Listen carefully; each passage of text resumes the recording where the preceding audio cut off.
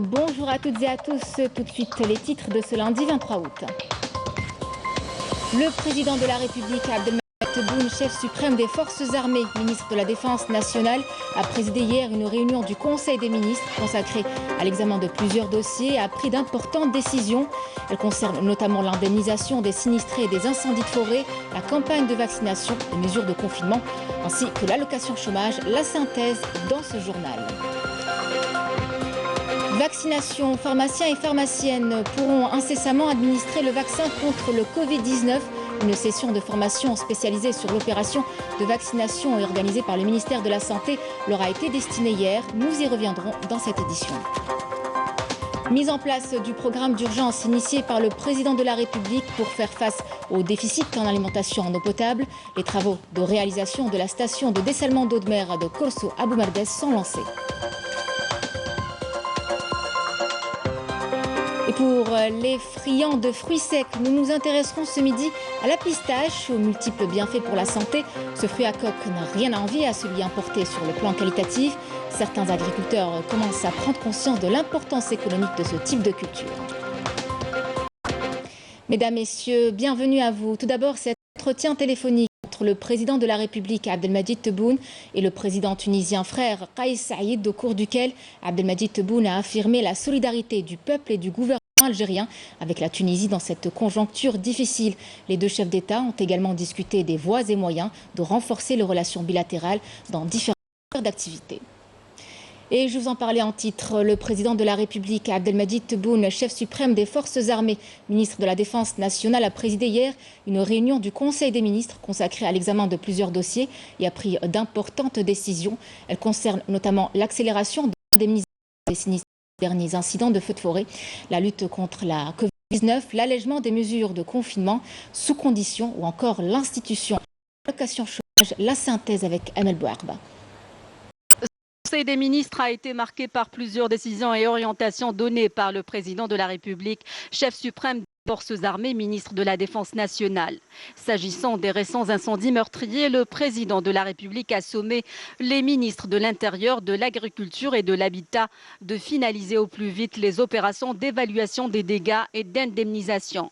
Dans le même sillage, il a chargé le ministre de l'Intérieur et le secrétaire général de la présidence de la République d'entamer dans le versement des allocations au profit des familles des martyrs de ces feux de forêt. Au menu également de ce Conseil des ministres, de nouvelles mesures d'assouplissement du confinement sanitaire. À cet effet, le président de la République a ordonné de rouvrir les plages et lieux de loisirs en cas de la poursuite du recul des cas de contamination, avec toutefois le maintien des strictes mesures. De même, Abdelmadjid Tebboune a des orientations liées à l'ouverture de nouveaux vols vers les destinations ouvertes et d'autres vers de nouveaux pays. Et dans le cadre de la lutte contre le coronavirus, le président de la République a chargé Sonatrach d'acquérir des camions de transport d'oxygène en prévision d'augmenter la production qui devra atteindre au premier semestre de l'année par jour. Il a également appelé à la vaccination de l'ensemble des enseignants des secteurs de l'éducation nationale, de l'enseignement supérieur, de la formation professionnelle, ainsi que les étudiants universitaires avant les rentrées scolaires et universitaires sur le avec les partenaires sociaux du secteur. Il est question aussi d'accélérer le projet de production de vaccins en Algérie avec la nécessité de relancer l'entreprise Sédal et promouvoir l'industrie pharmaceutique locale. Toujours dans le secteur de la santé, le président de la République a ordonné le dégel du projet bloqué pour des raisons bureaucratiques et l'élaboration de programmes pour la réalisation d'un hôpital spécialisé dans la prise en charge des brûlures graves et d'autres hôpitaux d'urgence. Abordant le secteur du travail, le président Tebboune a nommé le ministère du Travail de soumettre au gouvernement et en Conseil des ministres un projet de loi instituant l'allocation chômage qui s'ajoutera aux formules d'allocation de chômage adoptées dans d'autres secteurs. Dans le secteur de la culture, le président Tebboune a ordonné la relance du projet de production du film L'émir Abdelkader, alors que dans le secteur de la communication, des instructions ont été données pour l'accélération de la réforme du cadre législatif relatif à l'audiovisuel. Ce Conseil des ministres a été également marqué par l'adoption d'un projet d'ordonnance modifiant et complétant la loi organique portant régime électoral, ainsi que d'un projet d'ordonnance modifiant et complétant le code de procédure pénale pour la création d'un pôle spécialisé dans la cybercriminalité. Santé, vaccination, pharmaciens et pharmaciennes pourront cette semaine administrer le vaccin contre le Covid-19. Une session de formation spécialisée sur l'opération de vaccination qui leur est destinée a été organisée par le ministère de la Santé. Objectif, accélérer le programme de vaccination nationale contre le virus. Marim Damis. Les officines vont vacciner contre le Covid-19, une opération qui démarrera incessamment. Le ministère de la Santé a élaboré un guide technique au profit des pharmaciens d'officine, fixant toutes les modalités de mise en œuvre de l'opération de vaccination anti-Covid. La participation des pharmaciens a pour objectif d'augmenter le taux de vaccination pour parvenir à une immunité collective. Une relation de confiance entre les pharmaciens et les citoyens est établie avec le temps, surtout pour les malades habitués à fréquenter ces espaces de vente de médicaments. Nous avons participé à la création du guide de la vaccination en officine. Nous avons organisé une journée de formation au profit des pharmaciens qui participeront à la campagne de vaccination. Plus de 700 pharmaciens des 4 coins du pays ont participé à une formation spécialisée comprenant des orientations administratives et techniques concernant la campagne de vaccination. Lors de cette journée d'études, nous avons abordé plusieurs points, notamment les conditions et les éléments à remplir par le pharmacien pour lancer la vaccination dans son officine.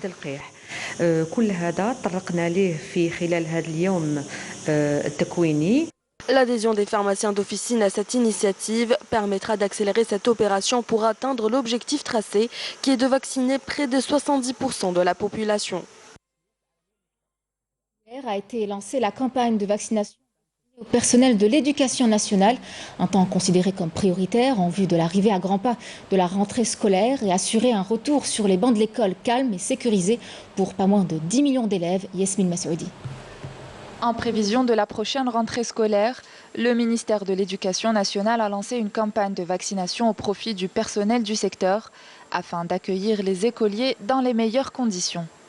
Nous avons organisé cette campagne de vaccination au profit du personnel de l'éducation nationale.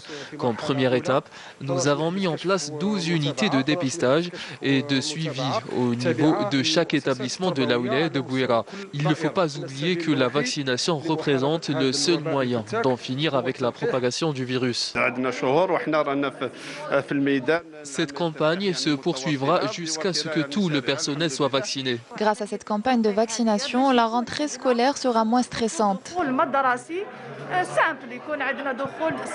Enseignants, surveillants, personnel administratif ont tous été présents pour recevoir leur dose de vaccin pour une rentrée scolaire plus sereine. C'était bien passé. Je suis venue pour le rappel et tout s'est bien passé. Je conseille toutes les personnes qui ne sont pas encore vaccinées de franchir le cap. C'est d'ailleurs ce que j'ai conseillé à mes enfants. C'est une bonne initiative. Nous devons tous nous faire vacciner. C'est une bonne initiative. Pour la réussite de cette campagne de vaccination, 1433 unités de dépistage et de suivi au niveau des établissements scolaires ont été mobilisées, 41 services de la médecine du travail ainsi que 16 centres médico-sociaux professionnels au profit du personnel du secteur. Ce qui nous amène à évoquer les chiffres de contamination au Covid-19 en considérable baisse en Algérie. Le dernier bilan l'atteste, il fait état de 412 nouveaux cas confirmés, 395 guérisons et 20 décès malheureusement à déplorer en l'espace de 24 heures. Des chiffres qui certes confirment une importante décrue observée, mais une situation épidémiologique qui exige de tout citoyen le maintien des strictes mesures de prévention, et ce malgré la vaccination. Mise en place du programme d'urgence initié par le président de la République pour faire face au déficit en alimentation en eau potable. Les travaux de réalisation de la station de dessalement d'eau de mer de Korso à Bomaldès sont lancés. Reportage Badea Marni. Ici, à la plage de Korso, les travaux d'aménagement pour la réalisation de la station de dessalement d'eau de mer sont lancés. D'une capacité globale de 80 000 mètres cubes par jour, ce projet a pour objectif de renforcer l'alimentation en eau potable, mais aussi de notamment en cette période de stress hydrique où les coupures d'eau sont fréquentes.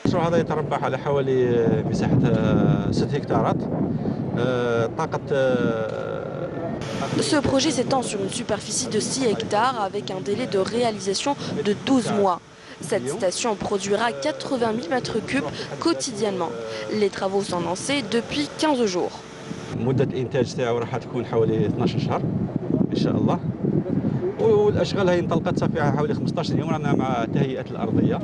La wilaya de Boumerdès supervise ce projet pour le réceptionner dans les délais impartis, à savoir l'été prochain, en offrant toutes les facilitations.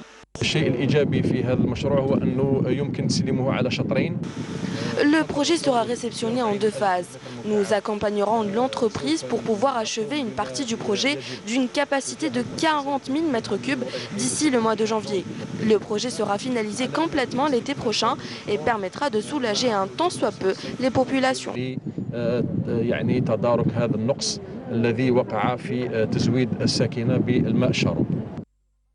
Une autre station de dessalement d'une plus grande capacité sera implantée à Cap Djennet.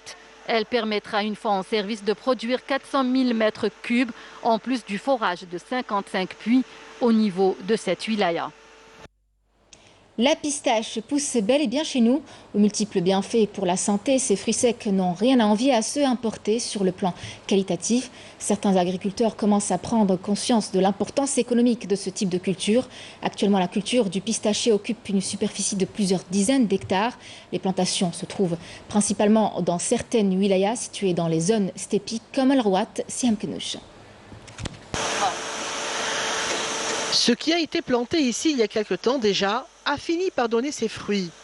Hamid, un jeune agriculteur, a réussi ici, enfin à Al-Houita, à récolter ses pistaches.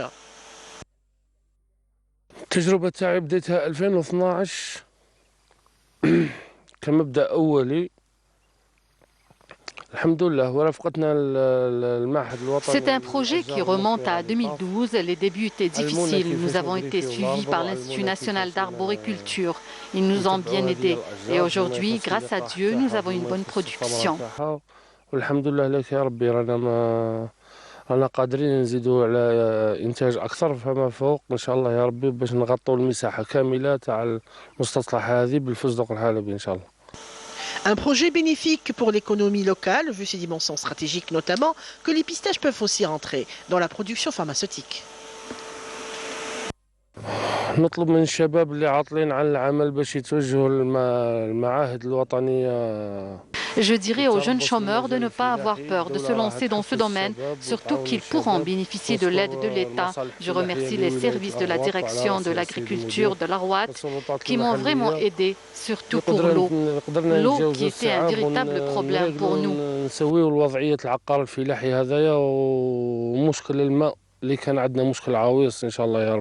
Un avenir prometteur pour une agriculture qui s'adapte parfaitement à notre climat et qui consolidera sûrement l'économie nationale en diminuant les factures d'importation. Et dans le reste de l'actualité, l'armée populaire de libération sahraoui a poursuivi ses attaques contre les positions et les sites de retranchement des forces d'occupation marocaines dans les secteurs du Mahbes Ousserd et Keta. Des attaques ciblant les forces d'occupation marocaines à 2 reprises dans la zone de Adim ou Majloud et celle de Ousserd.